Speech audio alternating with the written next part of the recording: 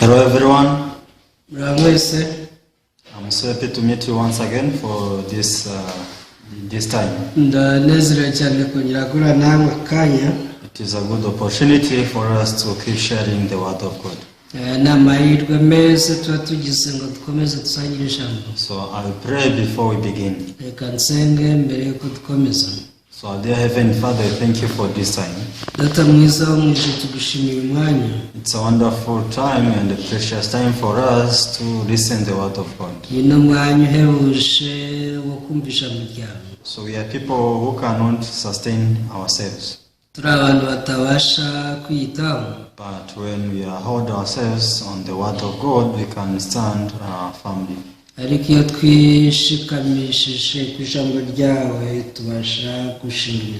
Father, you help us so that this word can work in our lives. You help all listeners to benefit something from this word. In the name of Jesus, we pray everything. Amen. We are going to share the word of God from the book of 2 Kings chapter 5. 2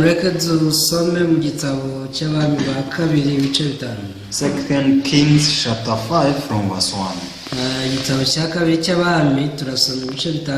Now Naaman, commander of the army of the king of Syria, was a great and honorable man in the eyes of his master, because by him Lord had given victory to Syria. He was also a mighty man of valor, but a leper. Namani mugawanga wasumwami wa Syria yari umutoni kuri shebuja kandi w'umunyacyubahiro, kuko ari we iteka yahishaga abasiriya kunesha. Yari umugabo w'umunyamaboko w'intwari, ariko yari umubembe. And the Syrians had gone out and on raids and had brought back captive a young girl from the land of Israel. She waited on Naaman's wife.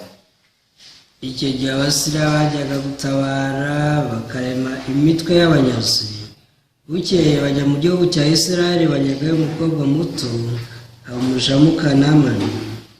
Then she said to her mistress, "If only my master were with the prophet who is in Syria, who is in Samaria, for he would heal him of his leprosy." Bukeye uwo musha abwira nyirabuja ati, "Icyampa databuja agasaba umuhanuzi w'i Samariya yamukiza ibibembe." And Naaman went in and told his master, saying, "Thus and thus said the girl who is from the land of Israel." Naamani ajya kubwira shebuja iby'umusha waturutse mu gihugu cya Isirayeli yavuze.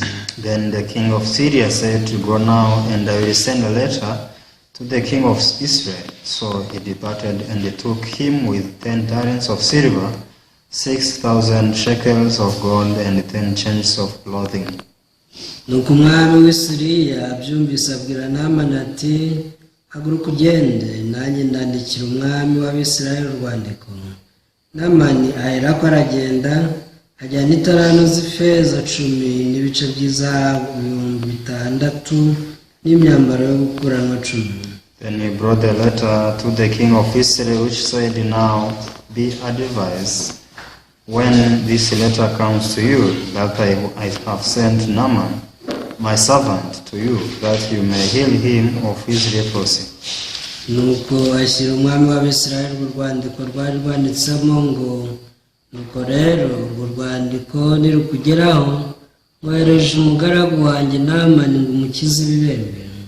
And it happened, when the king of Israel read the letter, that he tore his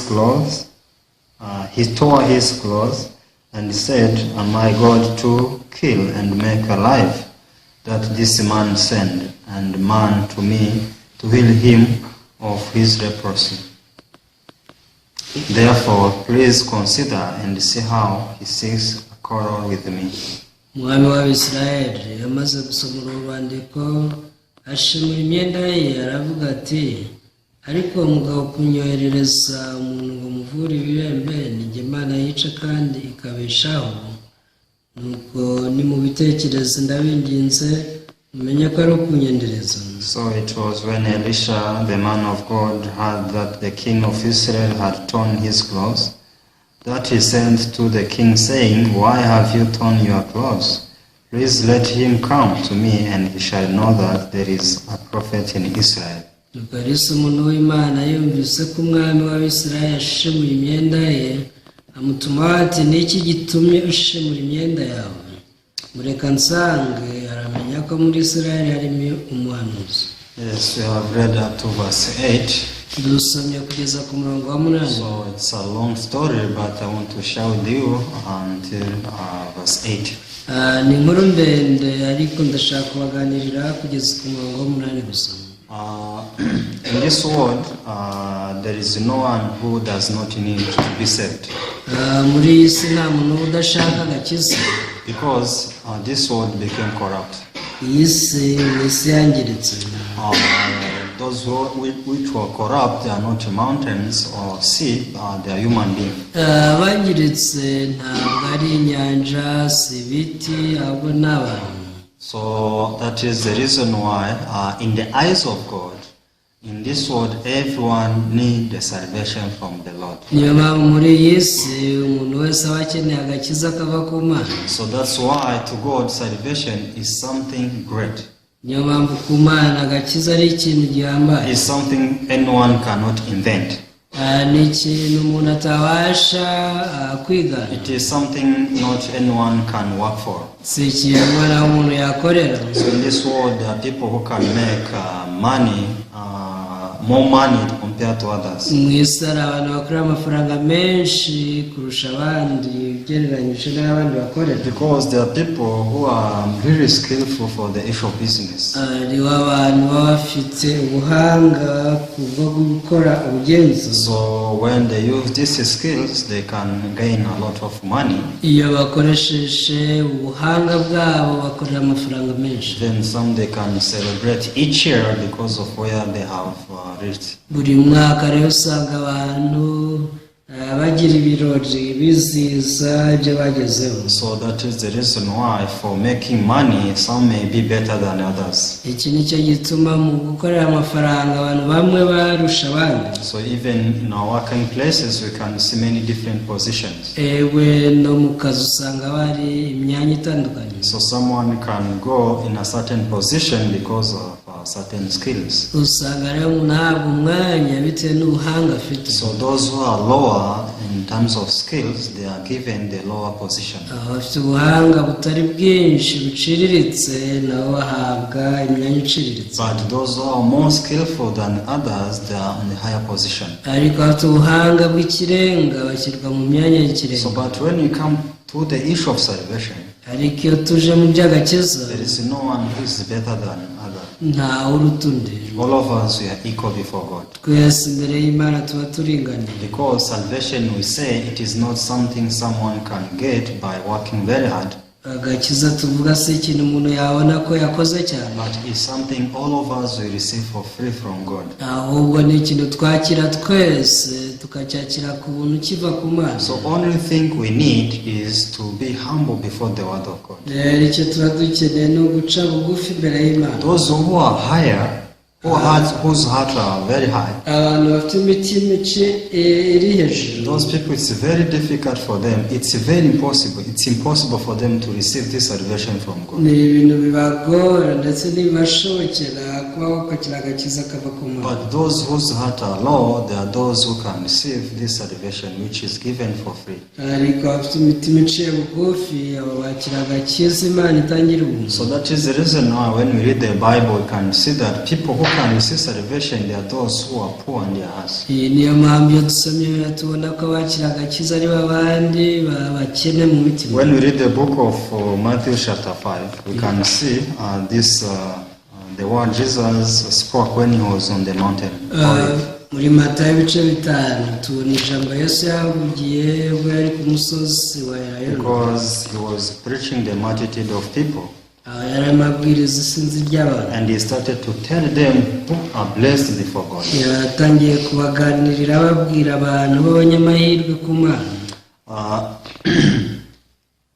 When we read chapter 5 verse 3, igice cya 5:3, blessed are the poor in spirit, for theirs is the kingdom of heaven. 3 uravuga ngo hahirwa abakene mu mitima yabo kuko ubwami bwo mu ijuru ari ubwabo. Verse 6 says, blessed are those who are hunger and thirsty for the righteousness, for they shall be filled. 6 kavuga ngo hahirwa abafite inzara n'inyota byo gukiranuka kuko ari bo bazahazwa. So we can see in the eyes of God, those who are blessed, they are those who are poor in spirit. Dushobora kubona ko mu maso y'Imana abanyamahirwe ni ba bandi bafite inzara n'inyota cyangwa se bakenye mu So they are not those who are poor in terms of tangible things. ntabwo ari abakene mu bifatika. They are not those who don't have money. Si ukuvuga abandi batagira amafaranga. They are not those whose life are so hard and difficult. Si ukuvuga ko ari ba bandi rwose baba mu buzima bubagoye. But here Bible is concrete, is those who are poor in spirit. ahubwo birivuga yeruye ko ari abakene mu mitima yabo. So it means I may have a lot of money. Uzaba nshaka kuba mfite amafaranga I may menshi, have a lot of possessions, nkaba mfite umutungo mwinshi, but being poor in spirit. ariko nkaba mfite umutima ukennye. So it means even though I may have a lot of things, rero nubwo naba mfite byinshi, this does not mean that it is a blessing from God. ibi ntabwo bivuze ko wariho umugisha uva ku So Mana. the true blessing from God, it is the broken heart. These people who are poor in their hearts. Umugisha w'ukuri ku Mana ni abantu batunze imitima iciye bugufi, imitima ikennye. Why does Bible say so? Ese kuki ariko Bibiliya ivuga? It's because such people, they are only those who can receive salvation. Impamvu ni uko bene abo aribo bakira agakiza. So it means this person can only live by receiving. Bivuze ko umuntu nk'uyu abaho yakira gusa. So no, those who are rich, they don't live by receiving. Abakire ntabwo baba bakira, Because rather than receiving from others, they live trusting themselves. aho kwakira aho biyizeye cyangwa biyiringiye. Since they trust themselves, they think they are enough. Kubera ko biyiringira baba bumva ko bihagije, They live arrogant life. babaho ubuzima bw'abibone. They are very high-hearted. Bafite imitima iciye hejuru, iri hejuru. So since God is very humble, kubera ko Imana yo icishe bugufi, so they cannot bend their hearts so that they can receive things from God. ntabwo bene abo babasha gucisha bugufi imitima yabo ngo bakire ibiva ku Mana. But those who are humble, they can easily meet the heart of God. ariko abafite imitima iciye bugufi mu buryo bworoshye bakire ibiva ku Mana. So these people, they always seek how they can receive the grace of God. bene abo buri gihe bashakishwa bakwakira ubuntu buva ku Mana, So this is a true blessing to God. kandi uyu ni umugisha nyawo uva ku Mana. So when we read this story in the 2 Kings chapter 5, iyo dusomye inkuru yo mu Bami ba kabiri ibice 5, so we can meet this man, Naaman, who was very high-hearted. duhura n'uyu mugabo Naamani wari ufite umutima uri hejuru. So actually the Bible describes Naaman as a great man. birivuga Naamani nk'umuntu wari ukomeye cyane. So he was a commander, as Bible says. birivuga ko yari umugaba w'ingabo. He was the commander of the army of king of Syria. yari umugaba w'ingabo z'umwami w'i Syria. Bible says he was a great and he was an honorable man in the eyes of his master. bivuga ko yari umunyamaboko kandi ari umunyacyubahiro mu maso ya shebuja. So on the battlefield, Naaman was the first. ku rugamba yabaga ari uwa mbere. Because of Naaman, the Syrian soldiers, they could get many different victories. kubera Naamani abasirikare b'Abasiriya bagiye batsinda intambara nyinshi. So it means he was loved by his master so much.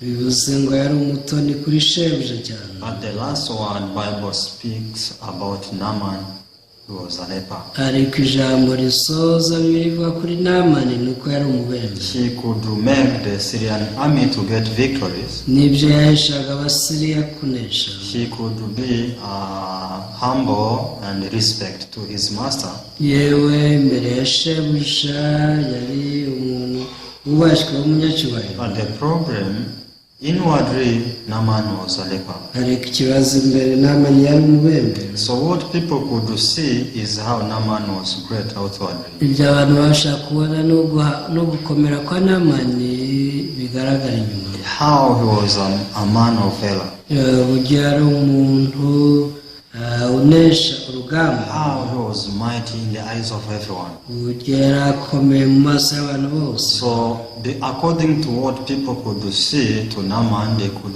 praise him. Ibyo abantu babonaga byatumaga bahimbaza Naaman. But inside of him, he was only a leper. Ariko imbere muri we yari umubembe. So these lepers were not good to Naaman. I'm sure that he was willing to be free from this leprosy. Naaman yari yishimiye kuba ari umubembe, niyo mpamvu yifuzaga gukira ibibembe bye. So, but the problem, he didn't know which way I can use to get free from this leprosy. Gusa ikibazo ntiyari azi inzira yakoresha ngo akire ibibembe. So one day they went to fight against Israel. Umunsi umwe barwanye n'Abisirayeli. So they took the captives. Bavanye n'iminyago. One of those captives, it's one girl who was taken in this house of Naaman. Umwe mu minyago yari umwana w'umukobwa banyaze akorera Naaman. She could serve the wife of Naaman. She could serve the wife of Naaman every day. Yajyaga akorera umugore wa Naaman buri munsi. She was just there at home. Yabagaho mu rugo nk'umuja. So since they were living together in the same house, kuko babanaga mu nzu imwe, so she was able to discover that Naaman is a leper. yaje gutara ko Naaman shebuja ari umubembe. My master Naaman is a leper. Yaravuga ati databuja arabembye. He is a great man. Ni umuntu ukomeye. He is a respected Ni man. umuntu wubashywe. He is loved by his master so much. Ni umuntu ukunzwe w'umutoni kuri shebuja. But though he has authority, though he is an honorable man, but Naaman is not happy. Ariko nubwo ari umunyacyubahiro ari intwari ntabwo anezerewe. By seeing the leprosy of Naaman, this guy was able to read in the heart of Naaman. Ubwo yabonaga ibibembe bya Naaman, uyu mwana w'umukobwa yaje gusoma umutima we. Naaman want to be free from the leprosy. Ati Naaman ashaka gukira ibibembe. I'm sure that if I guide him, if I lead him where he can go and get free from the leprosy, he can be happy. Ndabizi neza ndamutse murangiye aho yakirira ibibembe yanezerwa. So the problem of Naaman was able to be the problem of this little girl. Ikibazo cya Naaman cyahindutse ikibazo cy'umwana muto. So this girl, little bad girl, was able to approach her mistress. Umwana w'umukobwa yaje kwegera nyirabuja. So she was able to speak to the wife of Naaman that if my master goes in Israel, he can meet the prophet of God. Yaje kubwira nyirabuja ati Naaman aramutse agiye iwacu yahura n'umugaragu w'Imana. So once he goes in Israel, he will meet the prophet from the Lord and he will guide him how he can be free from the leprosy. Nukuri najya muri Israel azahura n'umuhanuzi w'Imana kandi azamuyobora uko yakira ibibembe. So I don't know how long this little girl has been living in the house of Naaman. Ntabwo nzi igihe umwana w'umukobwa yabaye kwa Naaman uko kingana. But I'm sure that she knew how Naaman was. Ariko nzi neza yuko yari azi Naaman uko ameze. I don't know if Naaman can go in Israel. Sinzi nimba Naaman asemera kujya muri Israel. But since I know the power of God working through his servant, once he meets the servant of God, he will be led how he can be free from the leprosy. Atariko ko nzi imbaraga zikorera mu ijambo ry'umugaragu w'Imana, naramuka ahuye nawe nakabuza azayoboka uko yakira ibibembe. So this is how she spoke to Naaman through his wife. Nibyatumye avugana na Naaman binyuze mu mugore we. So after discussing the wife of Naaman, ubwo baganiraga, so the wife of Naaman was convinced. Umugore wa Naaman yaramwemeje. For sure. Naaman avuga ati nibyo. The wife of Naaman was convinced by this little guy how his husband can be free from leprosy. umwana w'umukobwa yemeje nyirabuja uburyo shebuja azakira ibibembe. Are you sure if my husband goes to once he goes in Israel, he will get free from the leprosy? nyirabuja yamuhaje ati se koko urabizi neza ko najya azakira ibibembe? How are you sure 100%? ese ubyizeye ku kigero kingana iki? I'm sure because I've been living in Israel. ati ndabyizeye rwose ko nabaye muri I Isirayeli. have seen how he performed the different miracles. nabonye uburyo yagiye akora ibitangaza byinshi.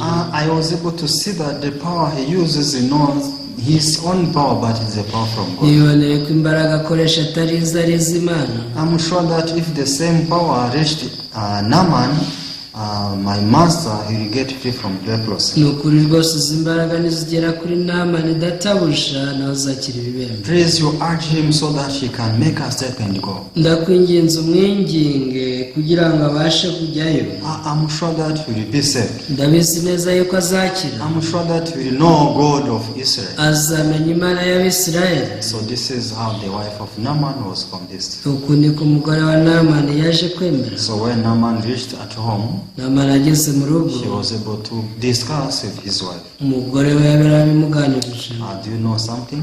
ati se waba uzi n'ikindi? Here, we have a little girl from the Israel. hano urabizi ko tuhafite umukobwa muto wavuye muri Even though Isirayeli. she is a captive, nubwo ari umunyagano, even though she serves here as a maid servant, nubwo ahangaha habaye nk'umuja, but she was able to realize that you are a rebel. ariko yatawe kuri umubembe. But not only that, si ibyo gusa ariko she knows how you can get free from the leprosy. azi n'uburyo wakira ibibembe. So yes, I know you normally goes to Israel to fight. ndabizi ko tujya mu Isirayeli ugiye kurwana. But today I don't want you to go in Israel to fight, but I want you to go in Israel to be saved. ariko uyu munsi nshaka kujya muri Isirayeli ujyana no kurwana, ahubwo ugende ugiye gukirirayo. So Naaman was shocked. Naamani yarikanze. How can I be saved in Israel? abatse nzakira muri Isirayeli gute? What's good is in Israel. ni iki cyiza kiri muri Isirayeli? Listen, my husband.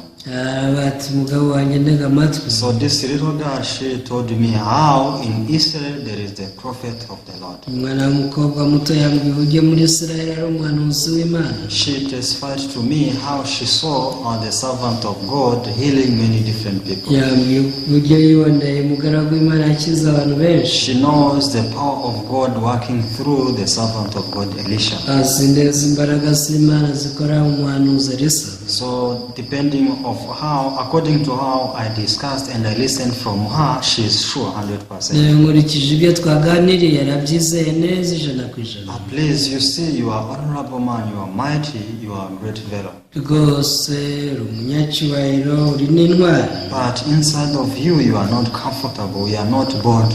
ariko urabizi ko muri wowe udatekanye nta n'ubwo ushize amaso. So it's better for you to get free from this leprosy. byaba byiza rwose ukiza ibibembe. This is how Naaman was convinced by his wife. uku niko Naamani nawe yemejwe n'umugore we. So Naaman went to report to his master, the king, Naamani yahise ajya kubwira umwami shebuja, because it was impossible for a commander to cross the border without informing and without asking permission from the king. ntabwo byari bishoboka umugaba w'ingabo ava mu gihugu akagenda adasabye umwami So uburenganzira. Naaman was able to deliver the same message to the king. Naamani rero yabisobanuriye umwami nk'uko yabibwiwe. You know, I'm a commander of the army of Syria. aravuga turabizi ko ari njyewe umugaba w'ingabo z'umwami So wa Syria. I'm honorable man.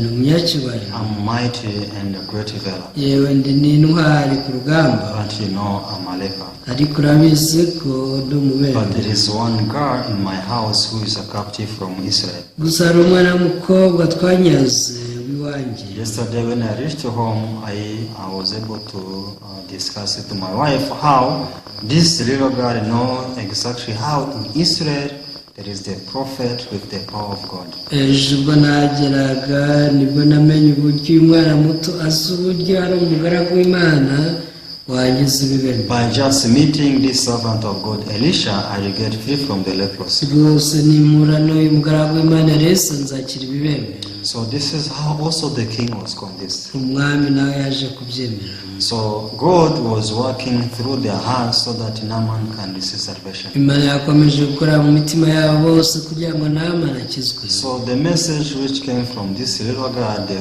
spirit which was working in the heart of this little girl, was also working in the heart of the Naaman's wife, in the heart of Naaman, even in the heart of the king. Ubutumwa n'umwuka wakoreraga muri uyu mwana muto w'umukobwa niwo wakoreye muri Naaman ndetse na Naaman n'umwami. So the king was able to permit Naaman to cross the border and go in Israel. Uku niko umwami yaretse Naaman yambuka umupaka ajya muri Israel. So since it was the culture, he could not go with hand empty. Kubera ko byari umugenzo ntiyagiye imbokoboko. Because verse 6 says, Murongo wa 6 turavuga ngo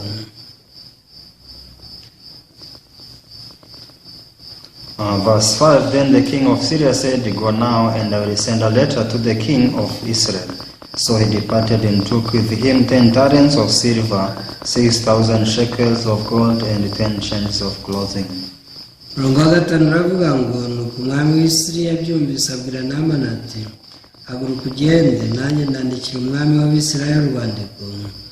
Naaman aherako aragenda ajyana itarana z'ifeza 10 n'ibice by'izahabu 6,000 n'imyambaro yo gukurana 10. So together with his servants, he was able to go to meet the servant of God. We n'abagaragu be baragiye ngo bahure n'umugaragu. When we keep reading this story, ukomeje ugasoma inkuru, so finally Naaman was able to reach in Israel. amaherezo Naaman yageze muri Israel. But the problem, this prophet of God didn't meet Naaman. Nyamara ikibazo ntabwo umuhanuzi w'Imana yahuye na Naaman. So the prophet was able to use his message, his word. Umuhanuzi yakoresheje ijambo rye amutumaho. So he was able to send his servant, who was a little boy, go and you tell him to dip in the river of Jordan 7 times. Binyuze umugaragu we yaramubwiye ati genda wiyuhagire muri Yorodani inshuro 7. But the problem, even though Naaman was a leper, but his heart was very high. Nubwo Naaman rero yari umubembe, umutima we wari hejuru. So his heart was not considering how leper he was, but his heart was only remembering how he is a commander of the Syrian soldiers. Umutima we wajyaga wita ko ari umubembe, ahubwo waraga umwibutsa ko ari umugaba mukuru w'ingabo. So the problem, he didn't go in Israel to meet the servant of God, but he went with the heart of a commander, not the heart of leper. Nubwo yaragiye guhura n'umugaragu w'Imana muri Israel, ntiyajyanye umutima w'umubembe, ahubwo yajyanye umutima w'umugaba w'ingabo. So that is the reason why when he received a message, when he heard from the servant of God Elisha, his heart was able to feel bitter.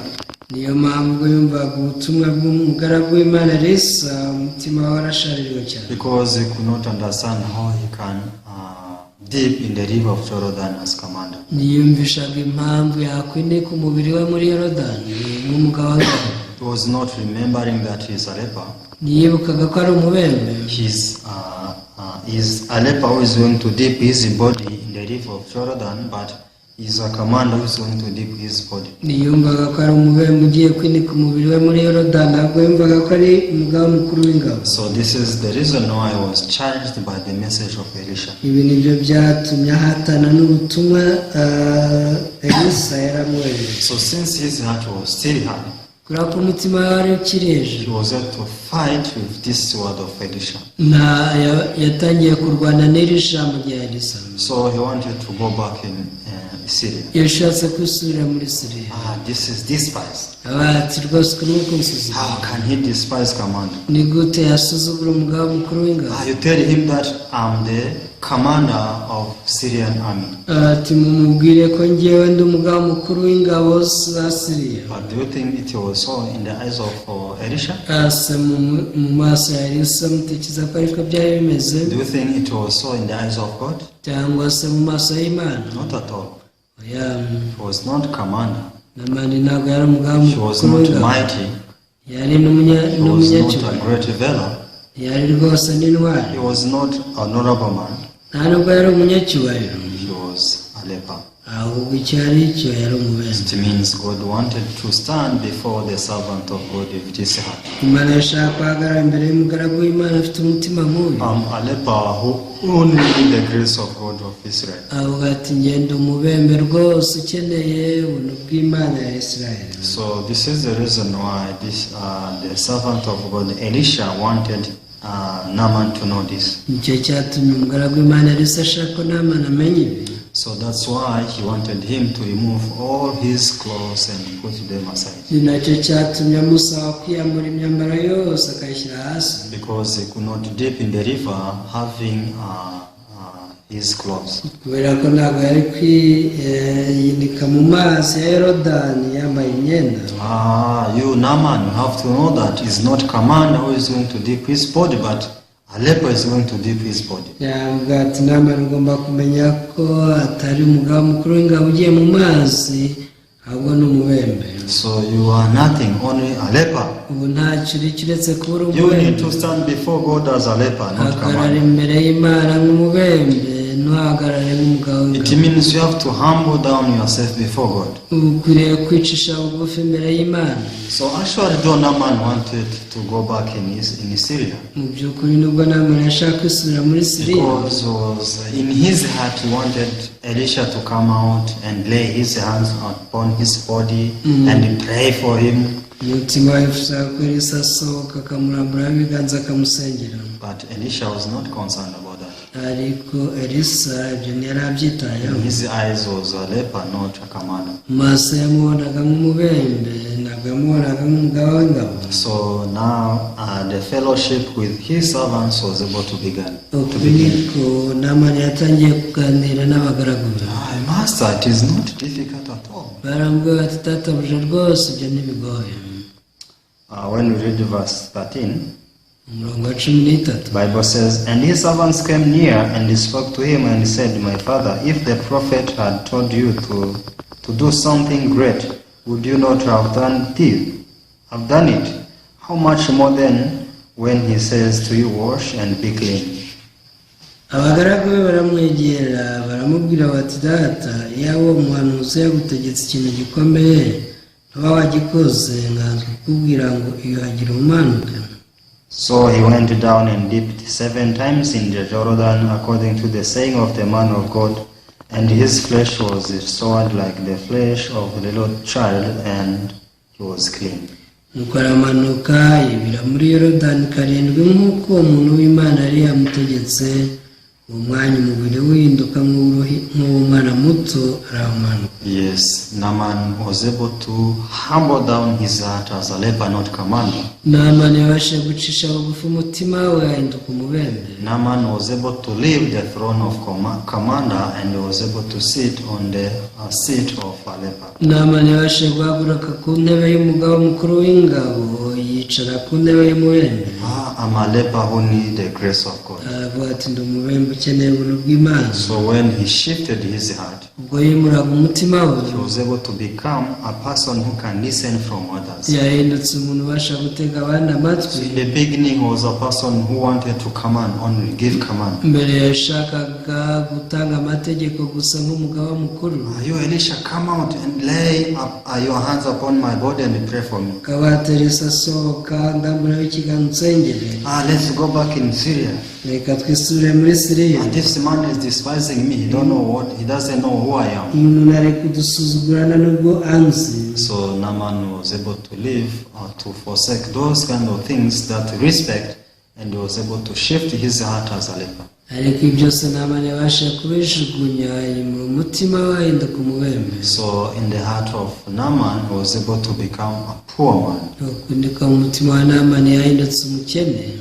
His spirit was able to become poor. Kandi umutima we wabashije gukena. So this is how he was able to dip his body by the word of the servant of God, and after 7 times his flesh was able to become clean. Ibi byatumye yinika umubiri we mu mazi, yageze ku nshuro ya 7 arahumanuka. So the reason why Naaman was able to dip his body in the Jordan, icyatumye Naaman abasha kwinika umubiri we muri Yorodani. so actually it's because his heart received it. nuko umutima waramaze kubyakira. So his body was ready to be dipped in the river. Umutima wari witeguye kwibiza mu mazi. His body was ready to be dipped in the river. Wari witeguye rwose kwibizwa muri Yorodani. But the problem, his heart was not ready. Ariko ikibazo mbere umutima ntiwari ubyiteguye. As you know, always the body goes according to the command of the heart. Murabizi ko buri gihe umubiri ukurikira amategeko y'umutima. So when his heart was not broken at all, mu gihe umutima utari umenetse habe na gato, his body was not dipped. umubiri we ntiwashoboraga kwindikwa mu mazi. But when his heart was broken by the word of the servant of God, kubw'ijambo ry'Imana umugaragu w'Imana yamubwiye ryamenaga umutima we, so the heart was able to follow the word. umutima wakurikira ijambo. That's how the body was able to be dipped in the river. Umubiri nawe ukurikira umutima wibira muri Yorodani. After 7 times, he was able to see the results of following the word, the difference of following the word of God and following the thoughts of God. Nyuma y'inshuro 7 nibwo yabonye umusaruro kutandukanya hagati yo gukurikira ibitekerezo bye no gukurikira ijambo ry'Imana. I am a person who used to trust myself so much. Yaravuze ati ndi umuntu wajyaga wizera cyane. How easy it was.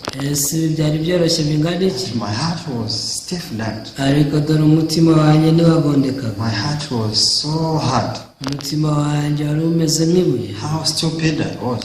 Ese nari igicucu bingana iki? So Naaman was able to see how foolish he was. Naaman yiboneye uburyo yari umupfapfa cyane. But anyway, he was able to receive such grace. Uko biri kose abasha kwakira ubuntu. So actually, through this story, we can learn how a sinner can be righteous. Rero binyuze muri iyi nkuru tubasha kwiga uburyo umunyabyaha umukiranutsi. By just receiving the word of God as it is, the one who was a sinner can become righteous. Igihe yakira ijambo ry'Imana uko riri, wari umunyabyaha ahinduka umukiranutsi. Not working very hard. Atari uko yakoze cyane. Just receive the word of God in our hearts as it is. Ahubwo kuyakira ijambo ry'Imana nk'uko riri. So Naaman was able to get the testimony from God. Naaman yakiriye ubuhamya buva ku Mana. This is how Naaman was able to deliver this message for all people in Syria. Uku niko abantu bose muri Syria Naaman yabashe kubatangariza ubutumwa. So even the king in Syria was surprised. Umwami wa Syria yaratangaye. Can really that be? Seko ko ibi birashoboka. You are no longer a leper. Unabukira umubere. You are now clean. Ngo warejejwe. When we read the book of Psalms chapter 51 verse 19, Zaburi 59:19. then you shall be pleased with the sacrifice of righteousness, with burnt offering and whole burnt offering, then they shall offer the bulls of your altar, on your altar. Handitse ngo nibwo uzishimira ibitambo by'abakiranutsi n'ibyo bitambo byokeje n'ibitwitswe, nibwo bazatamba amapfizi ku gicaniro cyawe. Verse 17. The first sacrifices of God are a broken spirit, a broken and a contrite heart. This, O God, you will not despise. Ibitambo Imana ishima n'umutima umenetse, umutima umenetse ushenjaguwe Mana ntuzawusuzugura. So when Naaman was still having the high-hearted heart, Naaman agifite umutima wishyize hejuru. He didn't receive salvation, the grace of God. Yabashe kwakira agakiza, ntiyabashe kwakira ubuntu bw'Imana. But the heart, when his heart was broken, ariko umutima wa Naaman wameneka. He was able to receive the salvation from God. Naaman yakira agakiza kava ku Mana. So you see, salvation was prepared for Naaman. Agakiza kari karateguriwe Naaman. But who is Naaman to receive this salvation prepared by God? Ase Naaman wakwakira agakiza Imana yateguye n'umuntu ki? Not Naaman with the high-hearted heart. Ntabwo ari Naaman ufite umutima uri hejuru. But Naaman with the broken spirit. Ahubwo ni Naaman ufite umutima umenetse. who can receive salvation from God? none ninde wakwakira agakiza k'Imana? Not Edmond with the hard heart, si Edmond ufite umutima ukomeye, but Edmond with the broken heart. ni Edmond ufite umutima umenetse. So what we need to receive the salvation from God. rero ni iki dukeneye ngo twakire agakiza k'Imana? Because you see, salvation is reserved for everyone. agakiza kateguriwe buri wese, But who can receive it? aho ninde ukakira? One with this broken spirit. ni wa wundi ufite umutima umenetse. So I hope we realize how poor we are in our hearts. ngiye ko twatara uburyo turi abakene mu mitima. We are people who can only be saved by focusing on what God prepared for us. turi abantu bakizwa no kwita ku by'Imana yaduteguriye gusa. So I hope all of us will receive the grace, the same grace Naaman received. ngiye ko twese twakwakira ubuntu nk'ubwo Naaman yakiriye. So let's pray. dusenge. Father, we thank you. data turagushimira. We are so evil in the eyes of God. turi abantu babi cyane mu maso y'Imana. So that's why God wants to bestow His grace upon us. niyo mpamvu Imana ishaka kutugirira ubuntu. Those who can receive this grace, they are not good people. gusa wakira ubuntu si abantu beza, Those are evil people. ni abantu babi. Those image are like Naaman's image of leprosy. nabo bafite ishusho nk'iya Naaman y'ububembe. So all of us, we are like Naaman. twese tumeze nka Naaman, Because all of us were corrupt because of sin. twese twarandujwe kubera icyaha. But we can see salvation is prepared for everyone. ariko tubashe kubona ko agakiza gateguriye bose. So when we shift our heart from the hard heart to the broken spirit, we can receive this salvation igihe easily. twimuye imitima yacu ikava mu kuba imitima yishyize hejuru igacishwa bugufi, twakira agakiza So kawe. I hope you give every one of us this broken spirit. ningiye ko twese waduha umutima umenetse. In the name of Jesus we pray. tubisenze mu izina rya Yesu, Amen. amen. Thank you so much. See you next time. urakoze cyane, naho utaha.